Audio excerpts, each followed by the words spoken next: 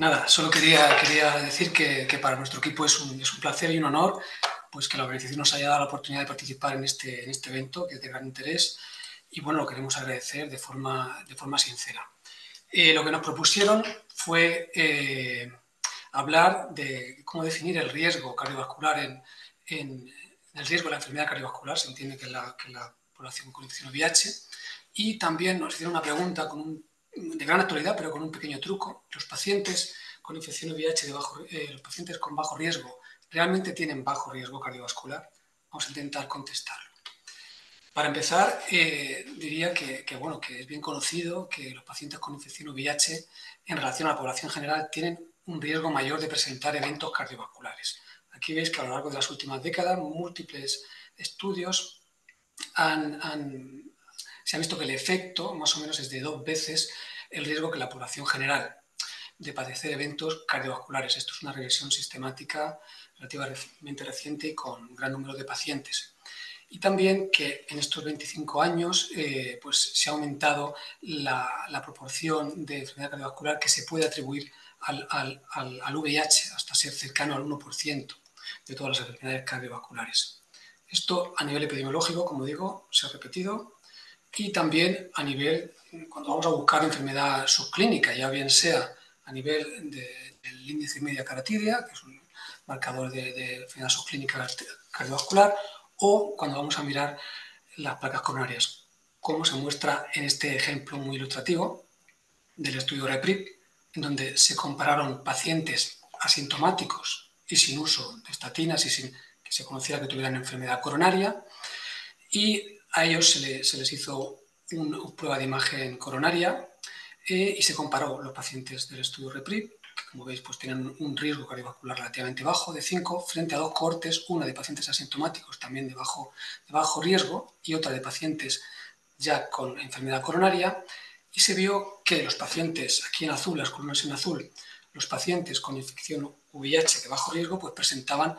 una proporción significativa de placas coronarias, y incluso cuando nos centramos en aquellas placas en las que no hay en la presencia de placas sin calcificación coronaria, es decir, aquellas placas que pueden ser más inestables, pues en los pacientes del estudio,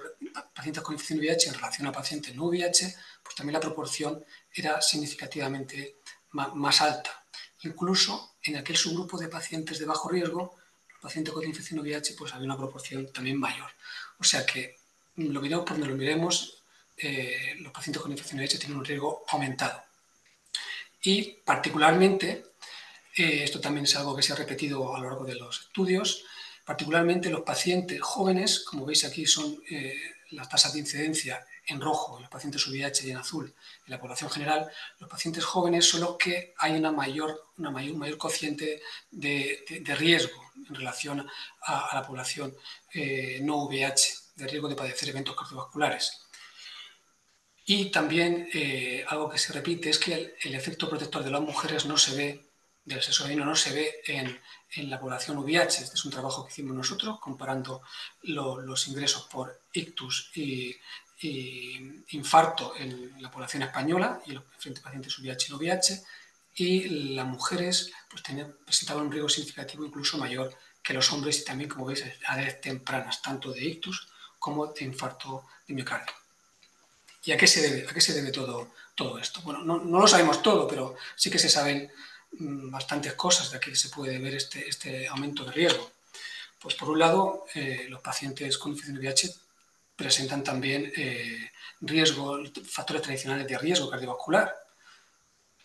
diabetes, mayor edad, obesidad, etc.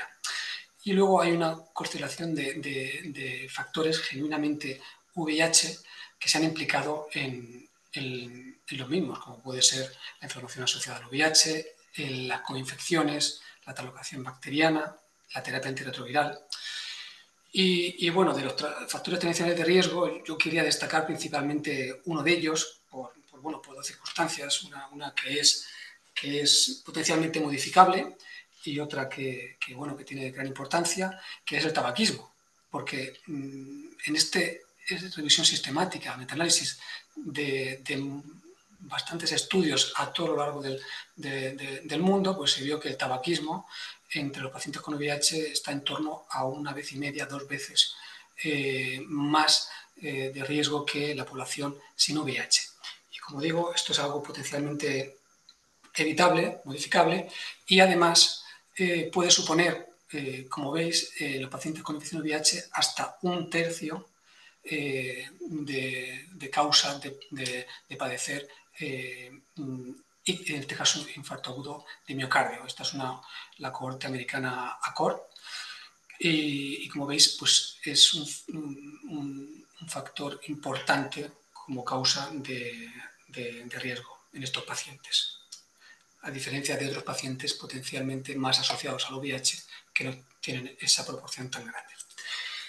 Otros factores propios del VIH, pues la translocación bacteriana que sucede. Sabemos que los pacientes con infección VIH pues se produce en unos más que en otros, una depleción linfocitaria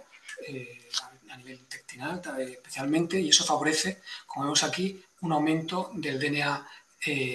bacteriano en plasma que se puede medir comparado con los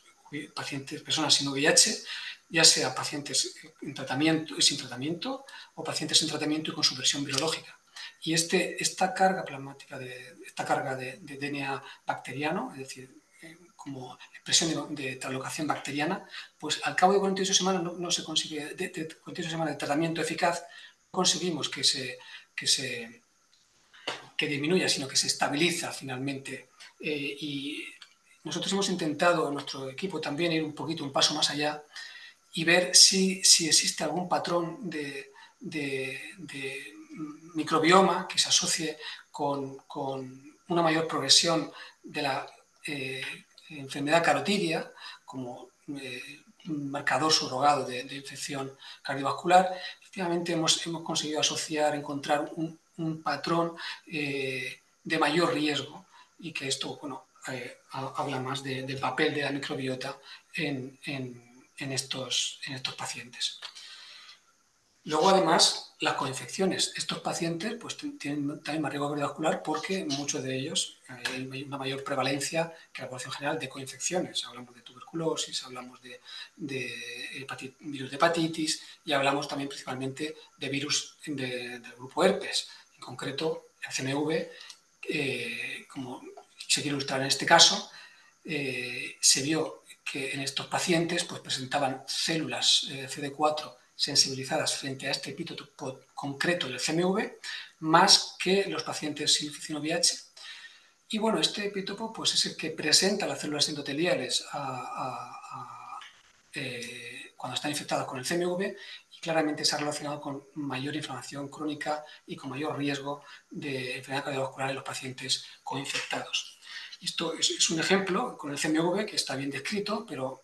algo similar pasa con otros virus que coinfectan con frecuencia a estos pacientes, generando un entorno de activación crónica inmune que persiste y que bueno, pues que al final acaba teniendo sus consecuencias, porque en la arteriosclerosis, el mecanismo de la arteriosclerosis fundamental es un mecanismo inflamatorio. Y esto es bien conocido pues, desde hace décadas también, como en el desarrollo de la arteriosclerosis lo importante es la inflamación que existe y que la provoca al fin y al cabo, y que sabemos por estudios clínicos y estudios preclínicos a muchos niveles. Y una de las manifestaciones de todo este ambiente inflamatorio que nuestros pacientes padecen en mayor o menor medida, pues también se ilustra en este trabajo en donde midieron la inflamación arterial mediante PET en un grupo de pacientes con infección VIH y un grupo de pacientes apareados por el score de Framingham sin infección VIH. Y vieron que la inflamación arterial era mayor y que además se correlacionaba con los biomarcadores plasmáticos de inflamación, y que esta inflamación que veían pues era independiente, se veía de igual manera en pacientes sin calcio en las coronarias, pacientes de bajo riesgo de Framingham también, en el grupo de pacientes sin LDL elevada, en el grupo de pacientes sin estatinas, en el grupo de no fumadores, y los pacientes con VIH que también estaban suprimidos. O sea que este es un mecanismo que pasa y que persiste y que ocurre en nuestros pacientes en el día a día. He dejado aparte un poco el efecto del tratamiento antirretroviral en el riesgo cardiovascular en el VIH porque no parece, o por lo menos que se conozca, un efecto directo sobre el riesgo o la inflamación que pueda aumentar el riesgo cardiovascular en estos pacientes. Pero bueno, siempre ha tenido gran interés el efecto del tratamiento antirretroviral en el riesgo cardiovascular y bueno, podríamos pensar, pues si el VIH es el que provoca todo, en parte, empieza este aumento de riesgo cardiovascular más elevado que la población general, pues el tratamiento del VIH debería parar esto. Y bueno, todos conoceréis el estudio STAR, fue un hito en la epidemia del VIH, donde en parte se responde a esa pregunta. Los pacientes que empezaron inmediatamente el tratamiento al diagnóstico, frente a aquellos que esperaron, aunque descendieran los CD4, estamos hablando del año de hace ya unos años, pues en esos pacientes el evento combinado de eventos no SIDA y eventos SIDA fue menor en los que empezaron el tratamiento inmediato. Incluso cuando seleccionamos los eventos que no eran no SIDA, los eventos cánceres, eventos cardiovasculares, también se produjo una menor incidencia de estos eventos. O sea que controlar el VIH es bueno para esto, pero todo tiene un límite, no reduce completamente o no normaliza completamente la inflamación de estos pacientes. Este estudio lo ejemplifica un poco, este estudio en el que los pacientes fueron seguidos, pacientes en tratamiento antirretroviral eficaz, fueron seguidos hasta 10 años y en relación a personas sin VIH, pues vemos que los marcadores de inflamación, tanto a nivel intestinal, de activación monocitos macrófaga o de inflamación vascular, pues no conseguíamos que descendieran o que se igualaran a los pacientes, a las personas sin infección VIH hasta pasado ya un tiempo. O sea que esto persiste. Y también en esta línea, esta inflamación, pues estos efectos también se pueden detectar en personas con VIH controladores de élite, aquellas personas que por sí mismas no tienen viremia de forma permanente, y en ellos pues también existe un cierto grado mayor de inflamación que las personas sin infección VIH e incluso aquí una tendencia a mayor enfermedad coronaria. Desde el inicio del tratamiento antirretroviral, poco después ya se empezó a implicar el tratamiento antirretroviral como causante o asociado con la enfermedad coronaria. Esta es la cohorte de AD, y vieron que por cada año de aumento de exposición aumentaba la incidencia de infarto de miocardio en las personas con VIH un 26%. Y en aquella época pensábamos, porque era relacionado con los trastornos metabólicos que ocasionaban los tratamientos que usamos en aquella época, los inhibidores de grasa, los análogos de nucleósido, etc. Y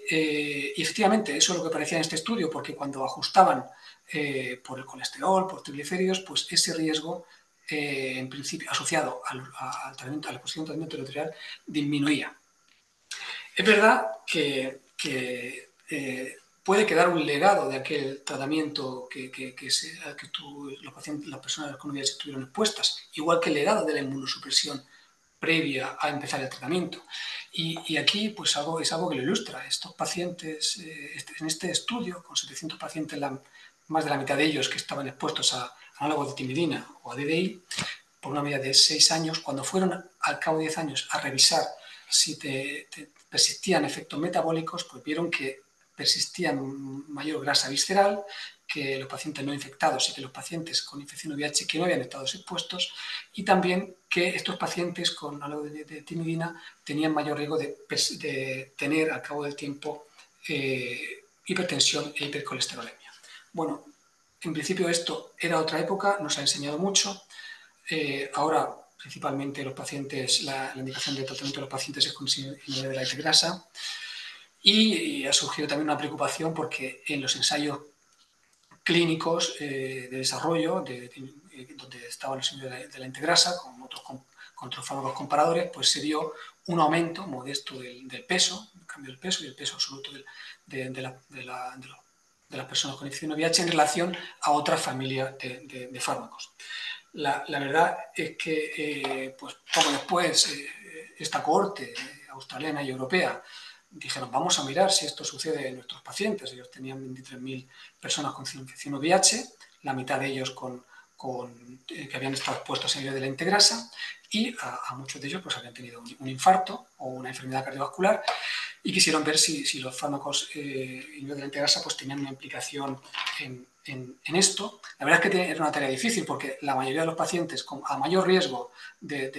basal de cardiovascular, mayor posibilidad que tuvieran inhibidores de la integrasa. No obstante, pues, bueno, intentaron ajustar, pero bueno, detectaron una señal de posible mayor riesgo. Nosotros, en nuestra cohorte que comentaba nuestro equipo, nuestra cohorte que comentábamos antes de pacientes que estamos siguiendo midiendo el grosor de la carótida, de la íntima media carotidia, pues no hemos encontrado algo así. Eran pacientes que estaban con nivel de la integrasa a la mitad y no hemos encontrado que aumente al cabo de 2 años la íntima media carotidia de los pacientes que tomaban nivel de integrasa y los que no. Tampoco hemos encontrado que a los 2 años aumente más de un 10% entre un grupo y otro. Y tampoco posteriormente la cohorte HIV Casual Collaboration, haciendo un análisis un poquito, en principio, más refinado que análisis de la cohorte Respond, tampoco ha encontrado que en pacientes, en personas con infección VIH que inician tratamiento con integrasas tengan mayor eventos cardiovasculares, ni tampoco los pacientes que ya están tomando tratamiento pero que cambian a inhibidores de la integrasa. Entonces, la pregunta que nos hacían, ¿los pacientes con bajo riesgo realmente están a bajo riesgo cardiovascular? Decía lo del truco al principio porque realmente yo reformulé al paciente, son los pacientes que hemos clasificado de bajo riesgo, realmente tienen bajo riesgo cardiovascular. Introducido aquí la palabra clasificado, porque, bueno, un ejemplo de que las personas con infección VIH de bajo riesgo se pueden beneficiar de un tratamiento con estatinas o que disminuye el riesgo, pues es un ejemplo de que posiblemente sí que lo están a más riesgo de lo pensado. Y este ejemplo es el estudio REPRID, donde todos lo conoceréis. Es un estudio con muchos pacientes que se siguen 5 años a los que se le autorizan con doble ciego a mitabastatina o a placebo y que encuentran un 35% de reducción en un primer evento cardiovascular. Y bueno, esto ha sido un poco, una evidencia de que esto es así. Ellos también han calculado pues, que en los pacientes de 5 a 10% de riesgo cardiovascular predicho, pues eso se necesitarían 53 pacientes en tratamiento para evitar un evento cardiovascular en esta cohorte, que repito, era una cohorte de bajo riesgo cardiovascular predicho. Y bueno, son números que son razonables si los comparamos con otras actuaciones que hacemos habitualmente en el día a día. Y bueno, lo que probablemente suceda, como adelantaba, es que hay muchas variables, algunas de ellas son las que pongo aquí, algunas variables que no consiguen ser bien medidas en las escalas de riesgo, porque aquí esta es una cohorte de pacientes, la cohorte suiza de pacientes VIH, en los que muchos desarrollan eventos cardiovasculares, y de estas variables que ninguna está incluida en los scores de predicción, pues muchos de estos pacientes tienen distinta proporción de las mismas en relación a los que no padecen. Y esto seguramente son algo que conocemos, porque habrá mecanismos que no conozcamos también y que por supuesto no se incluyen. Y esto pues finalmente lo que sucede es que usemos una escala de predicción u otra, la de DAD, la de Framingham, la PCE o la SCORE europea. Lo que solemos observar es que la escala en estas barras más claritas nos indica una serie de eventos, pero luego lo que obtenemos, que es en la barra más oscura, observamos mucho más eventos de los que nos han predicho. Y esto es lo que veis que se repite uno tras otro de los estudios que comparan la predicción de estas escalas. Realmente la infraestimación ronda en torno a un 20 al 50%. Y bueno, esto pues se repite en el estudio REPRIP, porque aquí, claro, es un buen modelo para ver en pacientes con VIH. Son miles de pacientes, muchos de ellos, o sea, todos con infección VIH, muchos de ellos, la mitad no se le ha dado nada, están con placebo y se puede medir bien luego el desarrollo de eventos. Y como veis, en mujeres es donde más fallan estas escalas. La escala que se usó en REPRIP fue la PC, y por cada mujer que nos predice que va a tener un evento cardiovascular, realmente luego hay casi 3. Y eso a pesar de que en el REPRIP el riesgo entre hombres y mujeres fue el mismo, aunque es verdad que en el placebo se adivinaba, como veis, un poquito más en verde claro en las mujeres, aunque no de forma significativa. No sabemos bien por qué, esto puede ser así, pero bueno, alguien ha sugerido, ya sugirió, que en las mujeres puede haber mayor inflamación incluso que en hombres, o que en mujeres con VIH más que en hombres con VIH y más que en mujeres sin VIH, de inflamación, de activación macrofágica. Entonces, todo esto, pues finalmente, yo creo que razonablemente bien se ha trasladado a las guías clínicas, poco después de conocer estos datos.